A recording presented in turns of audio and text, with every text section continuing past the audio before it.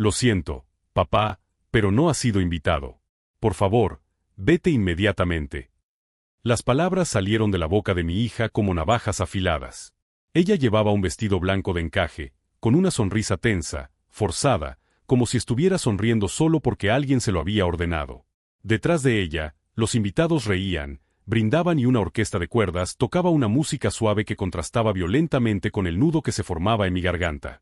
Estaba de pie a la entrada del salón principal del Hotel Florence Regency, sosteniendo un pequeño paquete en las manos. Era el regalo de boda que yo mismo había elegido, un reloj de bolsillo de oro con el escudo de nuestra familia grabado en la tapa. Una pieza antigua que había pertenecido a su abuelo. Algo simbólico, algo que pensé que todavía significaba algo. Me llamo James, tengo 68 años. He pasado la mayor parte de mi vida trabajando como carpintero, construyendo casas, muebles, todo lo que pudiera mantener a mi familia. Nunca he sido un hombre refinado, pero siempre he sido un padre presente, o al menos lo he intentado. Fui padre y madre después de que la madre de Olivia muriera, cuando ella solo tenía 7 años. Crié a mi hija solo, con mucho esfuerzo y poco dinero. Pero nunca le faltó nada: comida, colegio, ropa limpia, un techo sobre nuestras cabezas. Y amor. Siempre mucho amor. Pero allí, en ese pasillo florido, entre espejos dorados y alfombras mullidas, ella me miraba como si fuera un extraño inconveniente, un obstáculo en su ascenso social. ¿Me estás diciendo que no puedo entrar en la boda de mi propia hija?, pregunté sin levantar la voz. Ella dudó medio segundo, con un destello de culpa en los ojos, pero pronto recuperó el tono frío. James, por favor, no hagas esto más difícil de lo que ya es. Esta fiesta no es el lugar adecuado para ti. Yo no sabía que ibas a venir. Mentira. Ella lo sabía. Simplemente no creía que yo tuviera el valor. Miré al novio, Benjamin, que se acercaba por detrás de ella con pasos apresurados. Joven ejecutivo, traje a medida, rostro bien afeitado, todo en él olía al éxito. Cuando me vio, su mirada se dirigió directamente al paquete que llevaba en la mano y luego a mis zapatos gastados. Sin decir nada, él solo puso la mano en la espalda de mi hija y dijo: «¿Todo bien, cariño?». Ella asintió con la cabeza. Y luego añadió: «Papá ya se va». No grité. No lloré. No supliqué. Solo le entregué el regalo en sus manos. «Es de la familia», murmuré. «Si no lo quieres, tíralo». Pero yo tenía que venir. Di media vuelta y salí, dejando atrás las miradas curiosas y los susurros ahogados que se multiplicaban a cada paso. En el estacionamiento, mi auto parecía fuera de lugar entre los vehículos de lujo, un viejo Ford plateado con la ventanilla del pasajero atascada. Me senté al volante, pero no arranqué. Me temblaban las manos. No me habían invitado. Pero yo había pagado casi todo. El buffet, el alquiler del salón, la decoración con rosas blancas y tulipanes. Todo lo había contratado yo, con la ayuda de una agencia de eventos llamada White Ivy. El contrato se hizo a nombre de la madre del novio, a petición de la propia Olivia. Ella dijo que era para mantener la armonía entre las familias. Acepté, como siempre aceptaba todo, creyendo que era por una buena causa. En silencio, encendí la radio del coche. Sonaba una canción antigua, una de las que solíamos cantar juntos cuando ella era pequeña, de camino al colegio. Quería apagarla, pero no pude. La música sonaba como si se burlara de mí. Recuerdos de una época en la que ella todavía me cogía de la mano por la calle, cuando me llamaba héroe, antes de las universidades caras, las nuevas amistades y los novios con corbata. Respiré hondo. Miré el reloj de pulsera. Eran las 3:25. La ceremonia había comenzado hacía solo 10 minutos. El banquete, el concierto de jazz en vivo, los fuegos artificiales en el exterior. Todo estaba programado para dentro de unas horas. Todo lo que había pagado, creyendo que, aunque ya no formaba parte de su círculo, al menos seguía siendo el padre de la novia. Pero en ese momento, mirando mi reflejo en el espejo retrovisor, ojos rojos, arrugas profundas, la piel curtida por el sol de décadas de trabajo, me di cuenta, tal vez nunca dejé de ser solo un proveedor de servicios para ella. O tal vez fui reemplazado tan pronto como ella descubrió que ya no me necesitaba. Apreté los ojos. Una idea comenzó a tomar forma, tímida al principio, luego más clara. El contrato con la agencia, los pagos, la cláusula de cancelación. Cogí el móvil. Abrí la aplicación del banco. Había transacciones pendientes para el día siguiente, pagos programados a proveedores, el hotel, la floristería, la banda. Alrededor de $80,000. Dinero que saldría directamente de mi cuenta. Dinero que ella ni siquiera sabía que todavía estaba bajo mi control. Fue en ese momento cuando sentí algo diferente. No era ira. Era otra cosa. Una especie de lucidez cortante. Quizás, después de tanto tiempo, era hora de actuar. Por primera vez en muchos años, hacer algo que no fuera simplemente aceptar. La verdadera ceremonia aún no había comenzado. Pero algo dentro de mí ya había cambiado. Si esta historia te ha enganchado hasta aquí, no olvides suscribirte al canal para no perderte cómo se desarrolla todo. Porque en el momento en que apagué el coche y apoyé la cabeza en el asiento, una idea comenzó a tomar forma, y cuando se completara, nadie en esa fiesta estaría preparado para lo que vendría después. Se llama Olivia. Mi orgullo y mi ruina.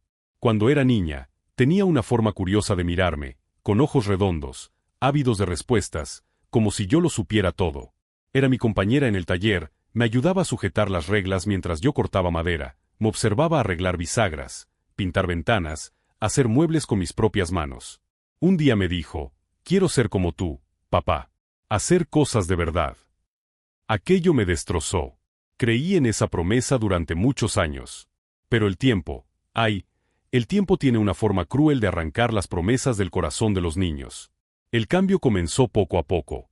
Primero fue el silencio entre una visita y otra. Luego, las llamadas se hicieron cada vez más breves. Cuando entró en la universidad, ella empezó a corregirme durante las cenas.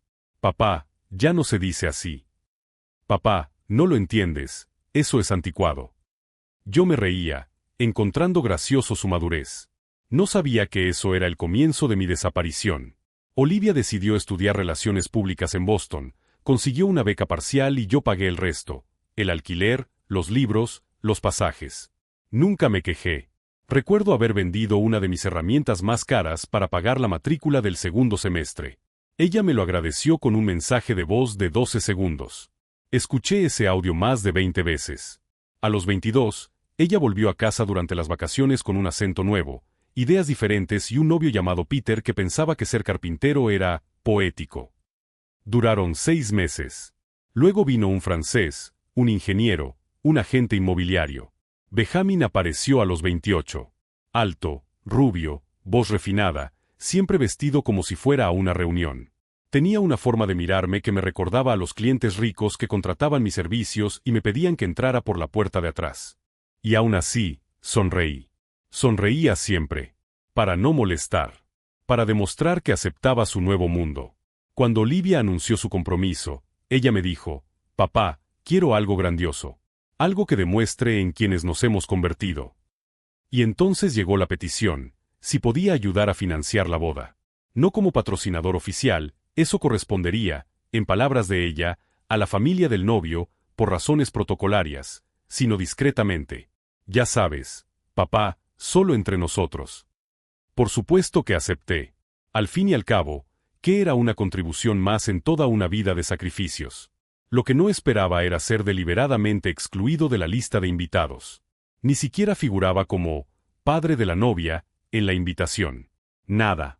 Me enteré de la fecha exacta por casualidad, cuando la coordinadora de WITE Ivy me llamó para confirmar los últimos detalles de los proveedores. Ella, sin saberlo, me dio más información que mi propia hija. En los últimos meses, los pagos se fueron programando a mi nombre, pero disimulados en correos electrónicos de la agencia. Olivia se aseguraba de no comunicarse directamente conmigo. Decía que no tenía tiempo, que todo estaba bajo control. En mi ingenuidad, o esperanza, pensé que era parte de la sorpresa. Que ella, tal vez, estaba preparando un reconocimiento especial, un homenaje silencioso, quién sabe, incluso un brindis al final. No imaginaba que ella pretendía borrarme por completo de la narrativa. Y ahora, al verla expulsarme de la boda que yo había financiado, comprendí que no era un descuido. Era intencional. Yo era el fantasma inconveniente de sus orígenes. El pasado que no encajaba con los arreglos florales de $10,000. Esa tarde, después de salir del hotel, conduje sin rumbo por la ciudad. Pasé frente al parque donde Olivia aprendió a andar en bicicleta. Frente al hospital donde ella nació. Por la escuela donde presenté la primera pieza que ella hizo en madera, un portalápices torcido, pero que ella defendió como si fuera arte. Los recuerdos me atravesaban como un viento cortante. Y con cada uno de ellos, el resentimiento tomaba forma. No de forma explosiva, sino como agua acumulándose detrás de una presa. Por la noche, me senté en el porche de mi casa, con una cerveza en la mano y el contrato de White Ivy abierto en el móvil. Leí cada cláusula como si fuera un manifiesto. Ahí estaba. El contratante podrá cancelar los pagos hasta las 12 del mediodía antes de la celebración del evento, siempre que lo comunique formalmente por escrito. No era demasiado tarde. El pago más importante, el del banquete, el de los fuegos artificiales, estaba previsto para la mañana siguiente. Tenía ganas de llamarla. Preguntarle por qué. Pedirle una explicación. Pero me conozco. Sé que, en el fondo, lo que quería era oírla pedir perdón. Y eso nunca llegaría. Olivia ya no sabía reconocer lo que yo significaba para ella. No sabía, o no quería, verme como un hombre, como un padre, como alguien que merece respeto. Y el respeto, finalmente me di cuenta, no se suplica. Se impone. Cogí el teléfono y marqué el número de la coordinadora de la agencia. Buenas noches. Soy James Thorndike. Soy el contratista de la ceremonia en el Florence Regency. Ah, señor James. La fiesta fue maravillosa. Vi que usted estaba presente. Espero que haya sido bien recibido. No fui invitado, interrumpí con calma. El silencio al otro lado de la línea fue casi reconfortante. Estoy llamando para cancelar todos los pagos programados para mañana. Ella tartamudeó.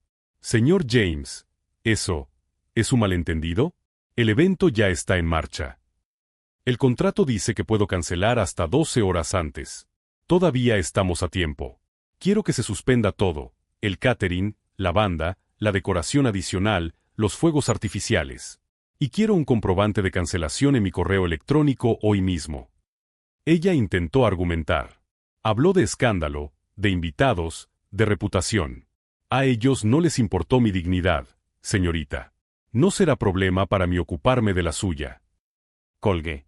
Volví a mirar el reloj de pulsera. Eran las 10:30 de la noche. A esa hora, Olivia debía de estar en el salón de fiestas, brindando con sus amigos, riendo con el padre del novio, tal vez fingiendo que yo ni siquiera existía. Imaginando que la fiesta sería perfecta, que el dinero estaba asegurado, que la vida seguiría según lo planeado. Ella no sabía que, en las próximas horas, el castillo de fachada que había construido se derrumbaría. Y no por venganza vacía, sino por justicia, por la verdad, por amor propio. Y aún quedaba una cuestión por decidir. ¿Qué hacer con los casi $80,000 que se gastarían en lujos desechables? ¿En aplausos comprados? Fue entonces cuando me vino a la mente el rostro de Eloise, mi nieta, hija del primer matrimonio de Olivia, la única que todavía me llamaba en Navidad, que me preguntaba cómo estaba después de la operación de rodilla, que me visitaba sin motivo. Joven, inteligente, estudiando ingeniería, llena de sueños, pero sin los mismos recursos que su madre. Toda su vida me había visto como alguien presente, confiable, y nunca me pidió nada. Quizás era hora de hacer algo por ella. Algo significativo. Volví al ordenador y escribí un correo electrónico a mi gerente del banco. Solicité la creación de un fondo en nombre de Eloise. Una cuenta especial para financiar sus estudios, su formación, su futuro. Si mi hija me había negado el papel de padre aquella noche, mi nieta me permitía seguir siendo abuelo. La respuesta llegó pocos minutos después. El gerente estaba de guardia.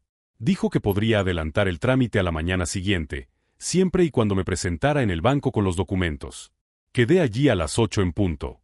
Y antes de dormir, abrí mi celular y escribí un mensaje corto para Olivia. Que disfrutes de la fiesta. Espero que haya valido la pena. Mañana, el resto se reevaluará. No lo envié. Solo lo guardé en borradores. Ella lo entendería en el momento adecuado. Y ese momento llegaría más rápido de lo que ella imaginaba. Porque cuando sonó el teléfono a las 6:45 de la mañana siguiente, y vi el nombre de la coordinadora de White Ivy en la pantalla, ya sabía que se había producido la primera grieta, y que el derrumbe estaba a punto de comenzar. El teléfono vibró 3 veces antes de que contestara. La coordinadora de White Ivy hablaba en un tono nervioso, casi suplicándome que reconsiderara. Señor James, por el amor de Dios, el proveedor del catering está aquí, amenazando con no descargar nada. El hotel exige el pago inmediato. La banda ya se ha ido. No tocarán sin el depósito. Me quedé en silencio, escuchando el eco de la histeria contenida al otro lado de la línea. Era demasiado pronto para el drama. Eran las 7 de la mañana y aún no había desayunado. Pero eso era solo el comienzo. La primera señal de que la glamurosa estructura que Olivia había construido se estaba desmoronando. ¿Y lo más irónico? Ni ella lo sabía todavía. Todos los pagos han sido cancelados, tal y como le avisé anoche. Ya está fuera de mi control. Si tiene alguna duda, hable con el banco. Pero señor James, la fiesta sigue hoy. El brunch con los padrinos, la comida familiar, las fotos en el jardín, el segundo día de celebración. ¿Qué vamos a decir a los invitados? Dígales la verdad, respondí con una calma que me sorprendió. Dígales que el hombre que pagó todo fue expulsado de la ceremonia. Quizás eso les haga pensar 2 veces antes de olvidar quiénes son. Colgué antes de que ella pudiera responder. La noticia aún no había llegado al salón. Lo sabía porque, 20 minutos después, recibí el primer mensaje de Eloise. Abuelo, está pasando algo extraño aquí. Los camareros dicen que no se ha pagado el buffet y el hotel está cobrando en efectivo para mantener la estructura. ¿Sabes algo? Solo respondí, tranquila, cariño. Todo se aclarará. 20 minutos después, ella llamó. Están enloqueciendo aquí, abuelo. Mamá acaba de salir de la habitación gritando con el gerente del hotel. Benjamin está tratando de hablar con sus padres y nadie contesta. Dijeron que la florista también se fue. ¿Qué está pasando? Me costaba contener la risa. Pero no había nada gracioso en aquello. Había dolor. Había años de invisibilidad acumulados. Aún así, mantuve un tono sereno. Quédate fuera, Eloise. Evita el alboroto. Esto no tiene nada que ver contigo. Pero, tiene que ver contigo, ¿no? ¿Es por tu culpa que está pasando esto? No mentí. Sí, es por mi culpa. Pero no porque yo lo haya deseado. Solo dejé de pagar por algo de lo que nunca se me permitió formar parte. Silencio al otro lado. Luego, un suspiro. Estoy contigo, abuelo. Aunque mamá se enfade mucho, aunque ella no me hable después, estoy contigo. Esas palabras bastaron para reafirmar la decisión que ya había tomado. La lealtad de Eloise valía más que cualquier alfombra roja, más que cada flor importada que ahora recogían en silencio los empleados desconcertados. Mientras tanto, Olivia aún no me había buscado. Quizás creía que solo se trataba de un error administrativo. Quizás aún pensaba que me quedaría callado, como había hecho toda mi vida. Pero eso cambió cuando el padre del novio, el tal Edward, un magnate del sector inmobiliario, se enfrentó al equipo de eventos delante de todos los padrinos. Levantó la voz, señaló con el dedo y exigió explicaciones. Y fue en ese momento cuando la coordinadora, cansada de proteger mentiras, reveló la verdad. Señor, los servicios han sido pagados por un único contratista, que anoche decidió suspender todos los pagos restantes. La fiesta de hoy no tiene cobertura financiera. Esa información cayó como una bomba en el salón. Benjamin, que ya estaba tenso, se puso lívido. Olivia, al oír el nombre de James Thorndyke como pagador, tropezó con sus propios pies. Ella nunca imaginó que alguien lo descubriría. El intento de evitar el caos llegó demasiado tarde.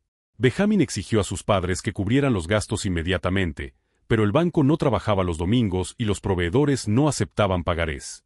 El gerente del hotel, por su parte, lo dejó claro: sin pago, no hay servicio.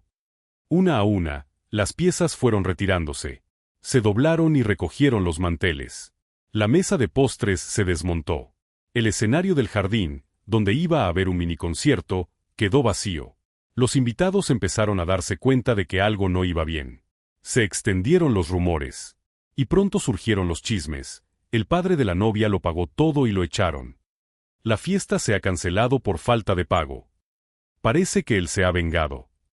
No hacía falta estar allí para saber que el escándalo era mayúsculo. Eloise me mantenía al tanto por mensajes, tratando de no ser vista. Ella está llorando, abuelo. Está gritando que la humillaste. Yo no la humillé, respondí. Ella lo hizo cuando me echó delante de todos. Yo solo dejé de fingir que eso era aceptable. Una hora después, Benjamin llamó. No contesté. Entonces fue Olivia. Dejó un mensaje de voz. Su voz era una mezcla de desesperación y rabia. Papá, ¿te has vuelto loco? ¿Qué crees que estás haciendo? Lo has arruinado todo. ¿Sabes lo que he perdido por tu culpa? ¿Qué va a decir la gente? Pulsé reproducir 3 veces. Ni una palabra de arrepentimiento. Ni un intento de entender. Solo más de lo mismo, como le afectaba a ella. Mientras tanto, yo estaba en el banco, terminando de abrir el fondo educativo para Eloise. Richard, mi gerente, tecleaba rápidamente. Todo en orden, señor James. En cuanto la señorita Eloise traiga los documentos personales, activaremos la tarjeta y el acceso. Los 80.000 están seguros, con intereses compuestos. Firmé los papeles con una calma que parecía absurda, teniendo en cuenta la tormenta que se avecinaba. Pero así era, estaba en el ojo del huracán y, por fin, era yo quien controlaba el viento. De vuelta a casa, me senté en el viejo sillón del salón y releí el contrato de White a Ivy por última vez. ¿La penalización por cancelación? Irrelevante. Los proveedores sabían quién pagaba y sabían por qué habían perdido ese contrato. Ya no era el viejo ingenuo de la carpintería. Era un hombre que había decidido poner punto final. A las 4 de la tarde llegó la última notificación. El hotel había liberado a los invitados. La fiesta de 2 días se convirtió en un evento de 6 horas con un final abrupto. Olivia y Benjamin se fueron por la puerta trasera, según Eloise. Nadie quiso mirarlos a los ojos. Más tarde, al anochecer, sonó el timbre. Era Olivia. Ojos rojos, maquillaje corrido, el vestido de novia escondido bajo un abrigo. Ella parecía más pequeña, encogida. ¿Podemos hablar?, preguntó en voz baja. Asentí. La dejé entrar. El mismo hogar donde ella creció, ahora tan extraño para ella como lo fue su fiesta para mí. Me senté en el sofá, ella en la silla. Durante largos segundos, nadie dijo nada. Hoy me has destrozado, comenzó ella. Tú me borraste antes, respondí. Era mi día, papá. Y yo era tu padre. Ella tragó saliva. Me has traicionado. Y tú me has excluido. Había una guerra de espejos allí, un duelo de dolores reflejados. Ninguno de los dos tenía toda la razón, pero solo uno había sido borrado con elegancia. Yo. ¿Vas a devolver el dinero?, preguntó ella finalmente. No. ¿De verdad vas a mantener ese castigo? No es un castigo. Es protección. Para mí. Para mi nieta. Ella sí me respeta. Olivia se levantó. Te arrepentirás de esto. Ya me arrepentí de aguantarlo todo en silencio. Esto ha sido liberador. Ella se marchó sin despedirse. Y, al cerrar la puerta, me di cuenta de que, por primera vez en décadas, no me sentía culpable por haber dicho que no. Porque esa misma noche recibí un mensaje inesperado de Benjamin, y lo que él me proponía demostraba que los efectos de mi decisión estaban lejos de terminar. El nombre que apareció en la notificación fue sorprendente: Benjamin. El prometido. O exprometido, teniendo en cuenta el estado de la boda y la reacción de sus padres ante el desastre. El mensaje era breve, demasiado formal para alguien que me conocía personalmente. Me gustaría concertar una charla. Puede ser en persona o por videollamada. Es importante. Esperé unas horas antes de responder. Quería que él sintiera la misma incertidumbre que yo sentí en la entrada del salón cuando mi propia hija me impidió entrar. Respondí solo al comienzo de la noche: mañana, a las 10. En persona. Trae solo sinceridad. Llegó puntual. Vestido más sencillo, camisa por fuera del pantalón, sin la postura arrogante de los días anteriores. Entró en la sala con un aire más humano. Llevaba en los ojos la vergüenza de los que pierden el control. James, dijo, extendiendo la mano. Gracias por recibirme. No le devolví el apretón de manos. Solo le indiqué el sillón vacío. Quiero empezar pidiendo perdón por lo que pasó el sábado, dijo él, mirando al suelo. No sabía que te habían impedido entrar. Pero sabías quién pagaba. ¿Y nunca te pareció extraño que yo no estuviera allí? Él dudó. Sí, me pareció extraño. Pero Olivia me dijo que teníais una relación complicada, que preferías ayudar desde la distancia, que era vuestra forma de ser. Negué con la cabeza, decepcionado. Ella te vendió la imagen de un padre ausente, y tú te la creíste sin cuestionar nada. Yo, suspiró Benjamin. Ella me convenció de que sería mejor así, que sería más adecuado para el perfil de la ceremonia. Perfil. La palabra me golpeó como una bofetada. Ella siempre pensó que tenía que ocultar sus orígenes para ser aceptada en vuestro mundo, ¿verdad? Yo era la parte sucia de la historia que no podía aparecer en las fotos. Él no respondió, pero su silencio lo dijo todo. Y ahora, ¿por qué estás aquí? Benjamin respiró hondo. Porque todo se ha derrumbado. Los padres de Olivia están furiosos. La reputación de la familia ha quedado mancillada. La prensa local ya se ha hecho eco de la historia. Hay videos circulando.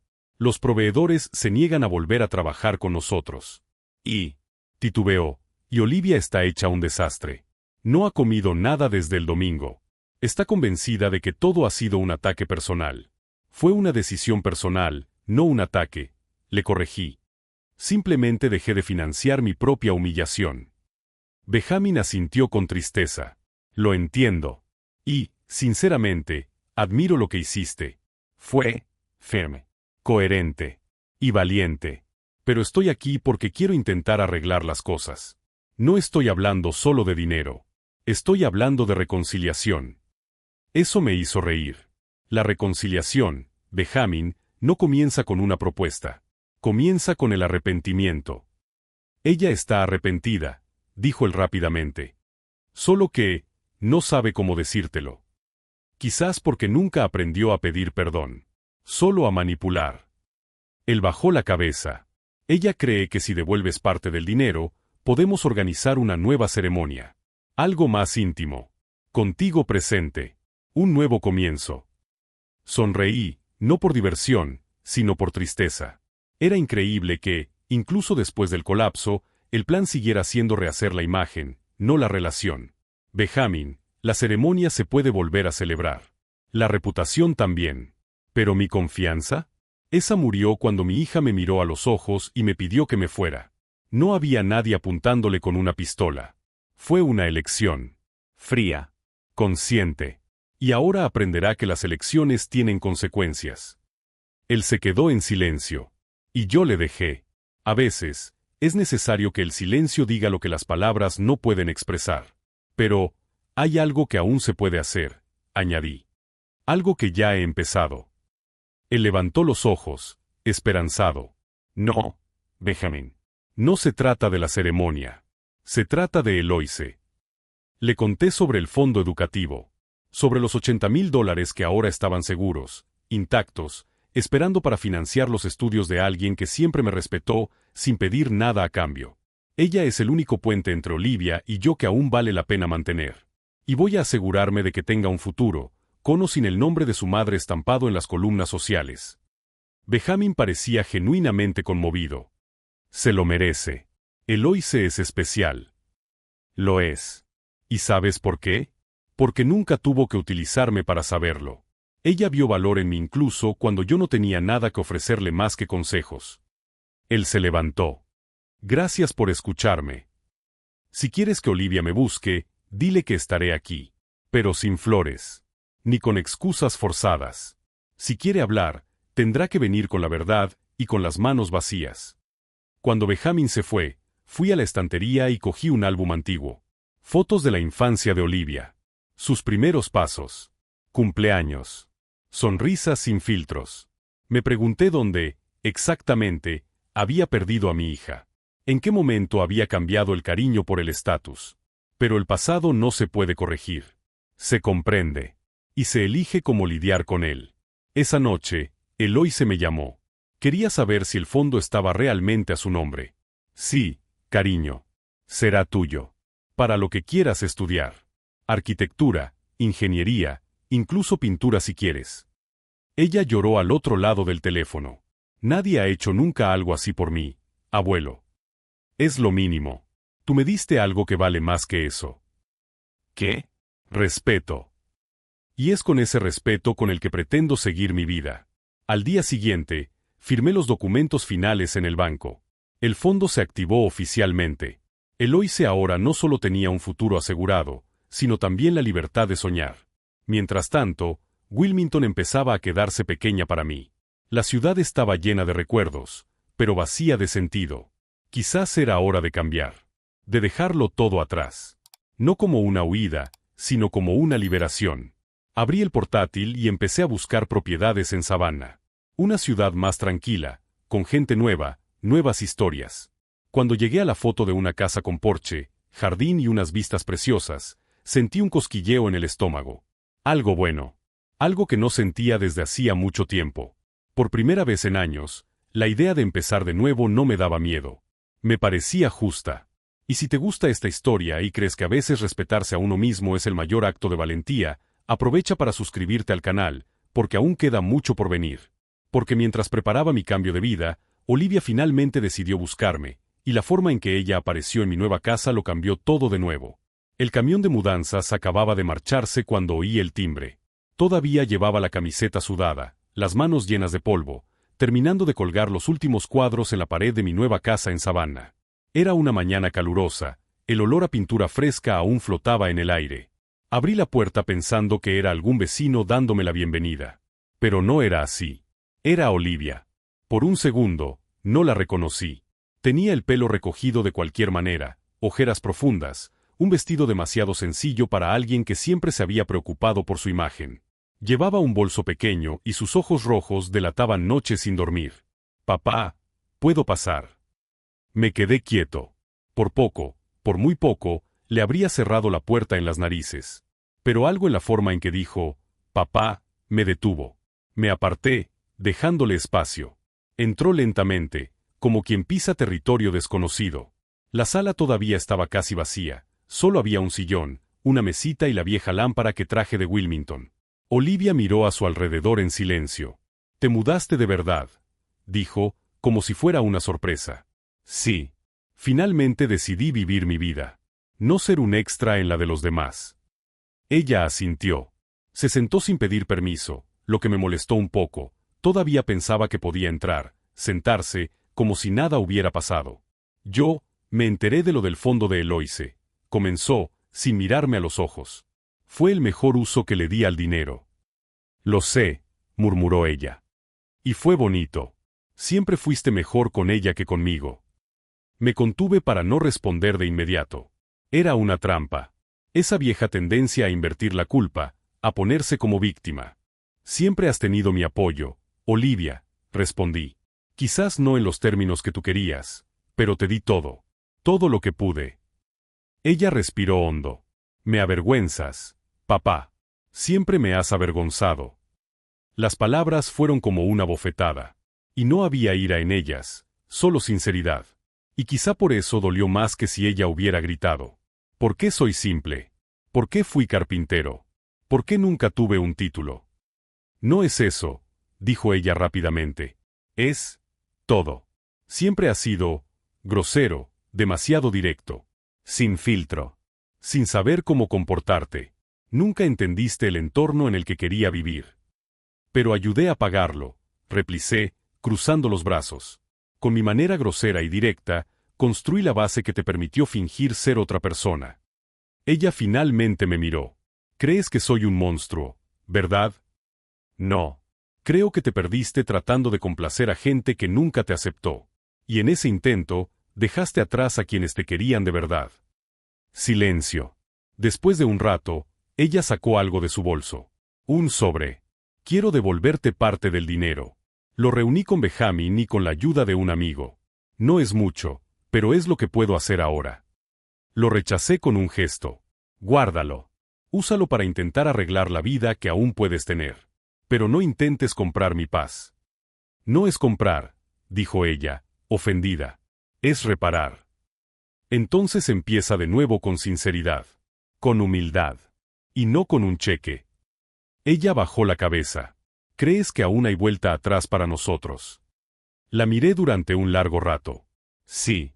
Pero no empieza con dinero. Empieza con respeto. Con reconocimiento». No sabía cómo pedir perdón. «Ahora lo sabes».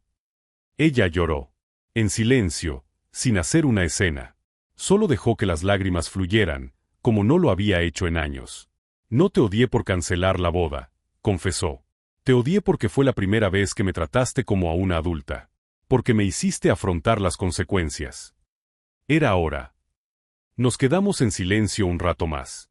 El viejo sillón crujía bajo mi peso. El aire acondicionado hacía un ligero ruido de fondo. Era una mañana cualquiera, y sin embargo todo parecía a punto de cambiar. ¿Y Eloise?, preguntó ella.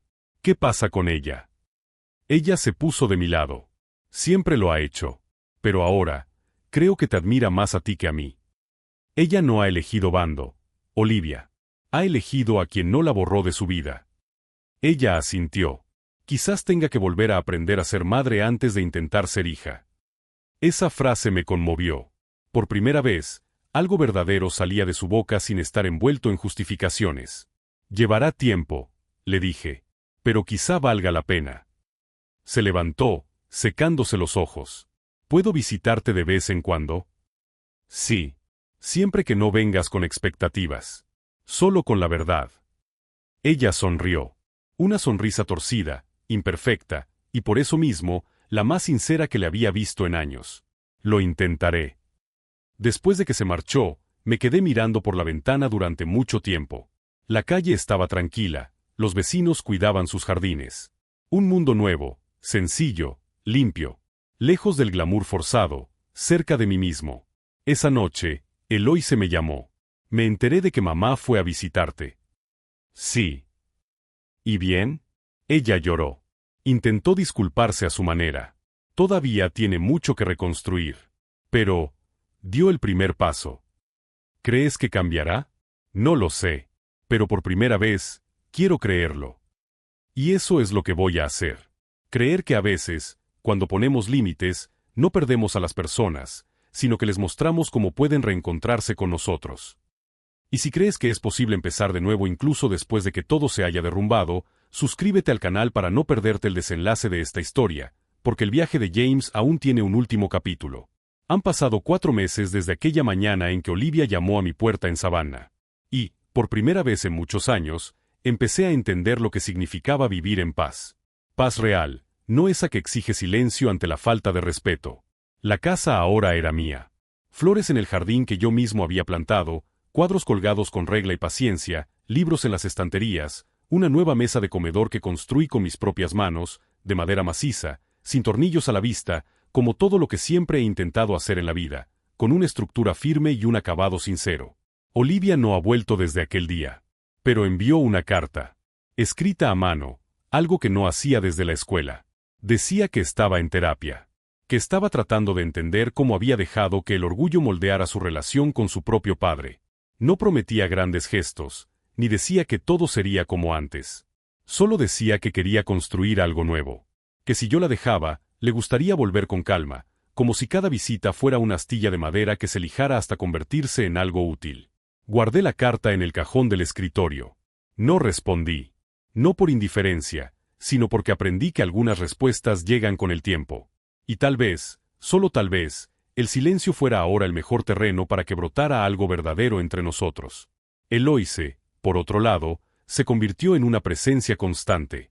Pasó las últimas vacaciones conmigo, trajo fotos de sus proyectos de la universidad y me mostró maquetas con orgullo. El brillo de sus ojos me recordaba a la Olivia de antes, cuando todavía creía que hacer cosas reales era mejor que parecer importante. La diferencia es que Eloise nunca dejó de creer en ello. Abuelo, estoy pensando en hacer unas prácticas en el extranjero el año que viene, me dijo durante el almuerzo del domingo. Quizás en España. Adelante, cariño. El mundo es tuyo. Y si necesitas ayuda con el idioma, incluso me arriesgaré a aprender algunas frases en español contigo. Ella se rió, me dio un beso en la frente y me prometió que me enviaría postales desde donde estuviera. Esa noche, me quedé mirando el viejo álbum de fotos, el único objeto que traje de la casa de Wilmington, además de las herramientas. Tantos recuerdos. Olivia pequeña, descalza, corriendo por el jardín con un avión de papel. Yo, mucho más joven, con el pelo aún castaño, sonriendo a la cámara con ella en brazos. Ya no me dolía. Las fotos dejaron de ser heridas abiertas. Se convirtieron en madera curada, aún marcada, pero firme, resistente. Aprendí que no se trata de olvidar o borrar.